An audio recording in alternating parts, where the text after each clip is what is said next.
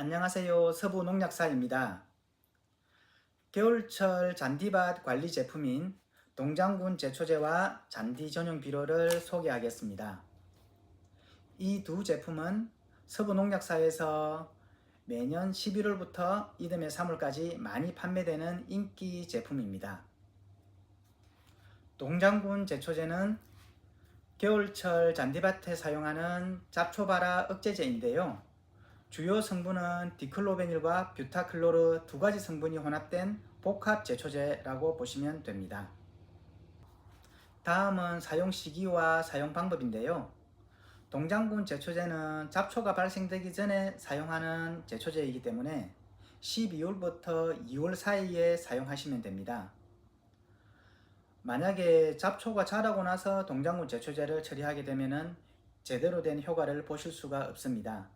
그래서 반드시 12월부터 2월 사이에 살포하시기 바랍니다.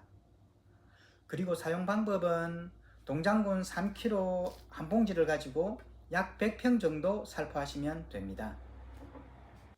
동장군 제초제를 구입하시고 많이 하시는 질문 4가지 정도 정리를 해보았습니다. 첫 번째는 제초제를 살포를 했는데 왜 잡초가 생기나요? 라는 질문인데요. 약재가 닿은 곳은 정상적으로 잡초가 잘 올라오지 않습니다. 하지만 사람이 손으로 뿌리는 것이다 보니 닿지 않는 곳은 잡초가 발생하게 됩니다. 두 번째로 많이 하시는 질문인데요. 동장군 제초제를 살포하고 나서 물을 바로 줘야 되는지 또는 눈이 왔을 때 동장군 제초제를 살포해야 되는지 문의를 하십니다. 동장군 제초제를 살포하고 나서 물을 주게 되면은 물이 많이 간 곳은 약액이 그쪽으로 쏠려서 잔디가 약해를 받을 수가 있습니다. 그리고 눈이 오는 날을 골라서 동장군을 살포하시는 분들이 계시는데요. 눈이 왔을 때 동장군 제초제를 살포해도 상관없지만 눈이 없어도 동장군 제초제를 사용하셔도 됩니다. 세 번째로 많이 하시는 질문인데요. 동장군 제초제와 카소론 제초제를 혼용해서 살포해도 되나요? 라는 질문입니다. 먼저 동장군 제초제는 주 성분이 디클로베닐 2.5%와 뷰타클로르 1%, 카소론 제초제는 디클로베닐이 6.7%가 들어있는 제품입니다. 같이 혼용해서 살포를 할 경우에 약해가 발생될 수가 있습니다. 동장군 제초제, 카소론 제초제 따로따로 살포해도 충분히 좋은 효과가 나타나니까요. 반드시 별도로 살포할 것을 권합니다. 마지막으로 네 번째 질문인데요. 동장군 제초제를 살포하고 나서 다시 올라오는 잡초에는 어떤 제초제가 있는지 문의를 하십니다.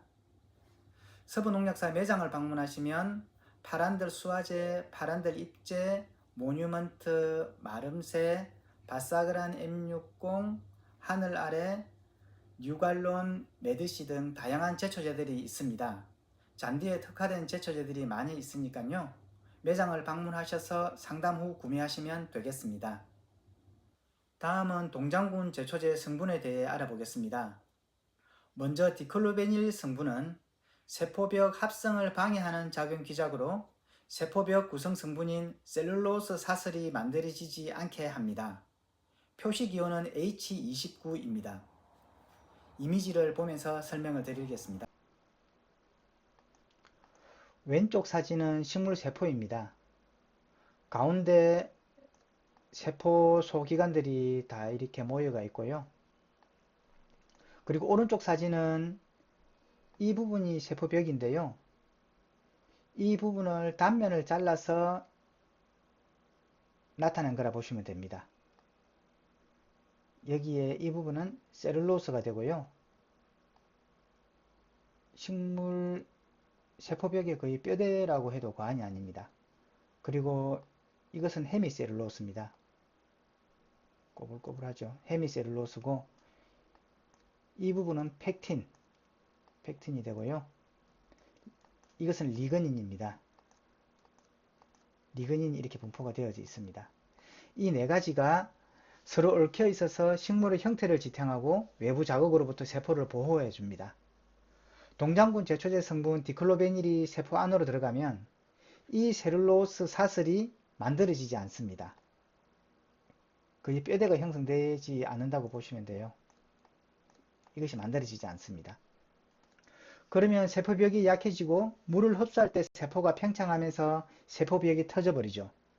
특히 뿌리나 새싹처럼 세포 분열이 활발한 부분이 가장 큰 피해를 받습니다. 결국 씨앗은 발화하지 못하고요. 어린 싹은 자라지 못해 고사하게 됩니다. 두 번째 성분 뷰타클로로는 세포 분열을 방해하는 작용기작으로 세포막 구성 성분인 장쇠지방산 사슬이 만들어지지 않게 합니다. 표시기호는 H15입니다. 역시 이미지를 보면서 설명드리겠습니다.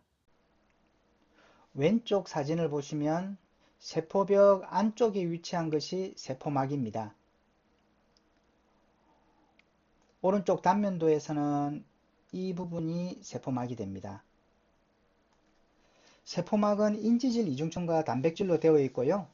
세포막의 중요한 기능은 세포 안팎으로 물질의 이동을 조절하는 것입니다.